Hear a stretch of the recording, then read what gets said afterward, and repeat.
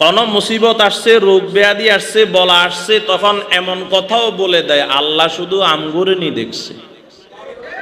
কথা কয় না, বলে না? ও বলা মুসিবত কেন আসে জানে না যে? কারণ জানা না থাকার কারণে রোগ আসলে তখন দোষ দেয় কার? কি কারণে রোগ আসছে যদি জানা থাকতো, কি কারণে গজব আসছে জানা থাকলে, কি কারণে মুসিবত আসছে জানা থাকলে, তাহলে এমন শব্দ কোনোদিন ব্যবহার করতো। তাহলে আজকে আমরা সংক্ষেপে জানবো আল্লাহ রোগ ব্যাধি বলা মুসিবত কেন দেন। রাজি আছি তো ইনশাআল্লাহ? को दिया नाला वो परवाना को जलना, बुलबुल को दिया नाला वो परवाना को जलना, गम हमको दिया सबसे जो मुश्किल नजर आया, गम हमको दिया सबसे जो मुश्किल नजर आया। माँ शाखे दरख्ती में पुरदमी व ये तौहीद, माँ शाखे दरख्ती में पुरदमी व ये तौहीद, बर्रा गुजरे संग ज़नद आर नदारीम, बर्रा गुजरे संग ज़नद आर नदारीम। उल्फत में बराबर के वफा हो के जफा हो, उल्फत में बराबर के वफा हो के जफा हो, हर चीज़ में लज्जत है अगर दिल में मज़ा हो, हर चीज़ में लज्जत है अगर दिल में मज़ा हो। আলহামদুলিল্লাহ, দয়াময় রব্বুল আলমিনের দরবারে অসংখ্য অগণিত শুকর যে মালিক আমাদেরকে দয়া মায়া মোহাব্বত করে জামিয়া কারিমিয়া আরাবিয়া ফেনীর উদ্যোগে বার্ষিক ওয়াজ মাহফিলে আসার বসার কিছু কথা বলার ও শ্রবণ করার যে মালিক তৌফিক দান করেছেন, প্রথমে ওই মালিকের দরবারে একে নয় সকলে মিলে উচ্চ আওয়াজে কালিমাতুশ শুকর আদায় করি। সকলে জবান খুলে পড়ি আলহামদুলিল্লাহ। লক্ষ কোটি দরুদ ও সালাম বিশ্ব মানবতার কান্ডারি মুক্তির দিশারি জনাবে মুহাম্মাদুর রাসূলুল্লাহ সাল্লাল্লাহু আলাইহি ওয়াসাল্লামের উপর। সম্মানিত হাজিরিন, আমরা সেই বিকাল থেকে হযরত উলামায়ে কেরামের জবান থেকে দামি দামি কথা শুনে আসতেছিলাম। আজকের মাহফিলের প্রধান মেহমান হযরত কুয়াকাটা হুজুর মাহফিলের মাদ্রাসার প্রায় কাছাকাছি চলে এসেছেন। যথাসময়ে উনি আপনাদের সামনে আসবেন ইনশাআল্লাহ। হযরতের আগে আমাদেরকে একটু কিছু কথা বলার জন্য সুযোগ দেওয়া মাদ্রাসা কর্তৃপক্ষকে আন্তরিকভাবে আমরা ধন্যবাদ জানাইতেছি। মাহফিলের আয়োজন যেভাবে করতেছিলেন মাদ্রাসা কর্তৃপক্ষ, তা আল্লাহ তাআলার হুকুম ওইভাবে না হওয়া, আল্লাহর হুকুম যেভাবে আমরা ওটার উপর সন্তুষ্ট। কথা বলেন ঠিক না বাবা? আল্লাহর হুকুমের উপর আমাদের কি থাকতে হবে? সন্তুষ্ট থাকতে হবে। আল্লাহ হয়তো আজকে এইভাবে মাহফিল করাটার ভিতরে খায়রিয়ত রাখছেন, এজন্য আজকে এভাবে মাহফিল হইতেছে। আমরা আসি দামি একটা ঘর, আল্লাহর ঘর, মসজিদে বসা। প্যান্ডেলে বসলে হয়তো এই ফ্যানের ব্যবস্থা হইতো না, গরম তো পড়তো। এমন জায়গায় আল্লাহ বসাইছেন, বাতাসের ব্যবস্থা করছেন, এবং দুনিয়াতে সবচাইতে দামি ঘরে আল্লাহ বসাইছেন। এই ঘরে যতক্ষণ আমরা আছি ততক্ষণ অন্তত গুনাহ করব না, মানে গুনাহ আমাদের দ্বারাই হবে না, পবিত্র জায়গায় বসে আছে। সময় কম, এর জন্য আমি এদিকে কথা বাড়াইতেছি না, সরাসরি আমার তিলাওয়াতকৃত আয়াতের ভিতরে ঢুকার চেষ্টা করতেছি। আল্লাহ রাব্বুল আলামিন বলেন, ইন্নাল্লাহা লা ইয়াযলিমু মিসকালা যাররা, নিশ্চয় আমি আল্লাহ কোনো বান্দার উপর যাররা পরিমাণ অনুপরিমাণও জুলুম করি না। করি কি? আল্লাহ বলেন ওয়া ইন তাকু হাসানাতান ইউযাইফা, বান্দা যদি একটা হাসানা অর্জন করে, একটা নেকি অর্জন করে, আমি আল্লাহ সেটাকে ডবল করে দিই। ওয়া ইউতি মিন লাদুনহু আজরান আযীমা, এবং বান্দার উত্তম কাজের উত্তম প্রতিদান আমি আল্লাহ দান করি। আয়াতের সহযোগী হিসাবে একটা হাদিস পাঠ করেছি। রসুল বলেন আল্লাহ বান্দাকে কেমন দান করেন এটা বোঝানোর জন্য হাদিসটা পাঠ করেছি। রসুল বলেন মান ক্বারাআ হারফাম মিন কিতাবিল্লাহি ফালাহু হাসানা, কোন বান্দা যদি কোরআনের একটা হরফ তেলাওয়াত করে আল্লাহ তাকে সাথে সাথে একটা নেকি দান করে দেন। ওয়াল হাসানাতু বিআশরি আমসালিহা, আর এক নেকির পরিবর্তে আল্লাহ বান্দাকে কমপক্ষে 10 নেকি দান করেন।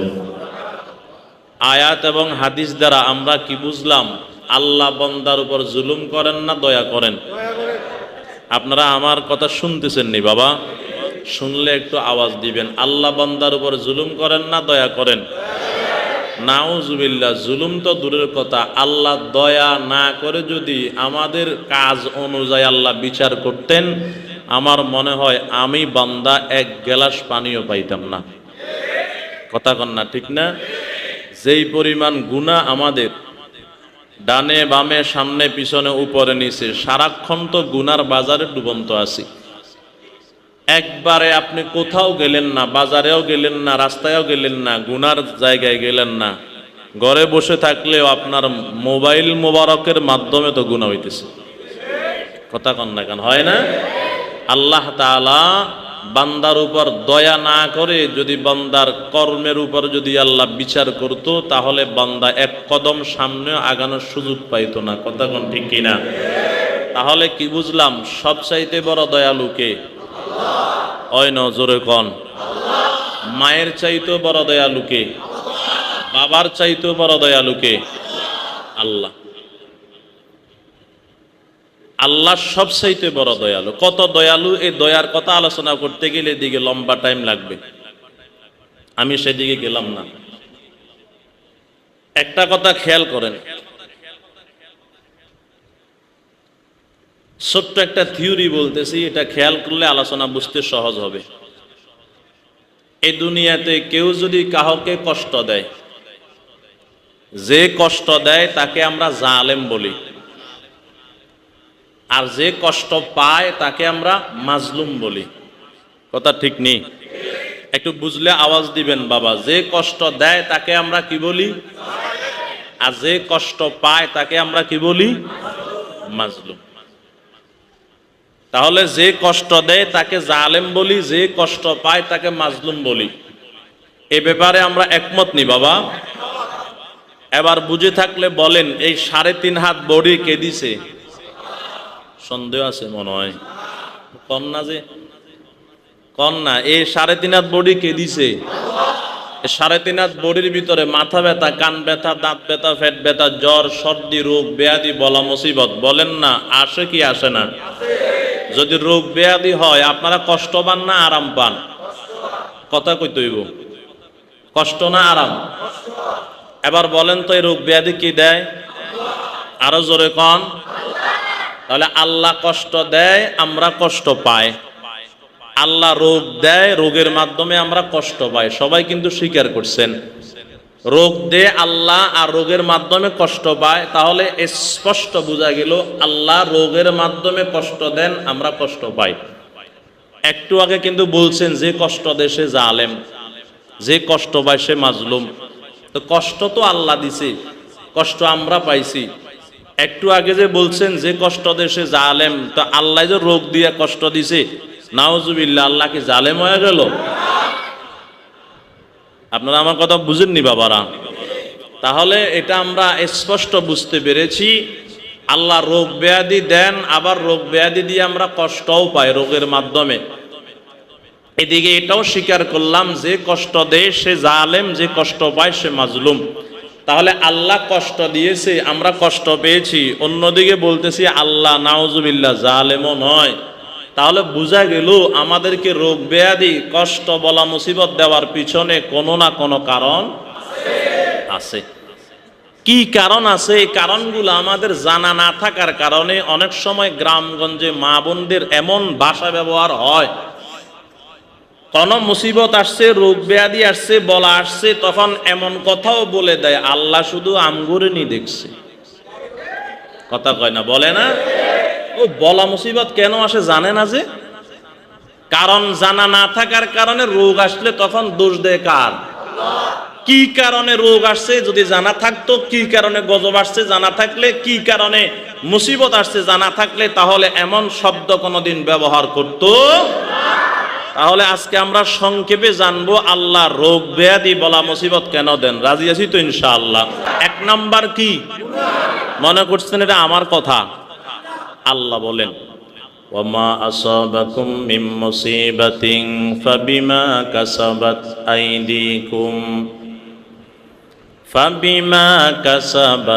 আইদিকুম ওয়া ইয়াফু আন কাসীর। আল্লাহ পাক বলেন, বান্দা, বলা মুসিবত থেকে যেগুলা তোমার কাছে আসে সেগুলা তোমার হাতের কামাই, তার মানে তোমার গুনাহ। বান্দা, বলা মুসিবত থেকে যেগুলা তোমার কাছে আসে সেগুলা তোমার হাতের কামাই, তার মানে তোমার গুনাহ।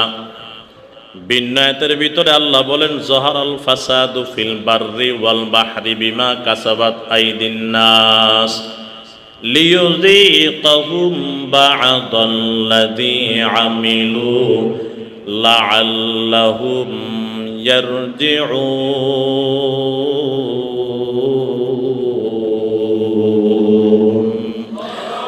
আল্লাহ পাক বলেন, জলে স্থলে যত বলা মুসিবত দেখো সেগুলা মানুষের হাতের কামাই।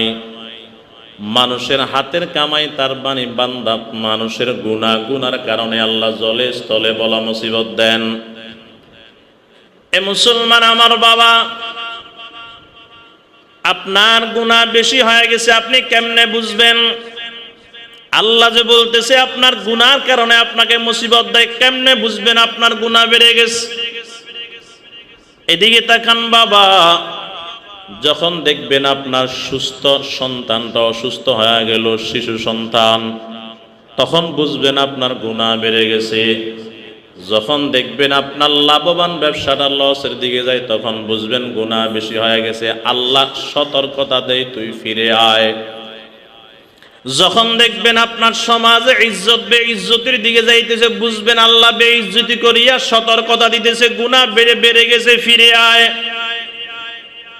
যখন দেখবেন আপনার শান্তির ঘর অশান্তির দিকে যাইতেছে, বুঝবেন গুনাহ বেশি হয়ে গেছে। আল্লাহ অশান্তি দিয়া, সামান্য অশান্তি দিয়া আল্লাহ কয় ফিরে আয়।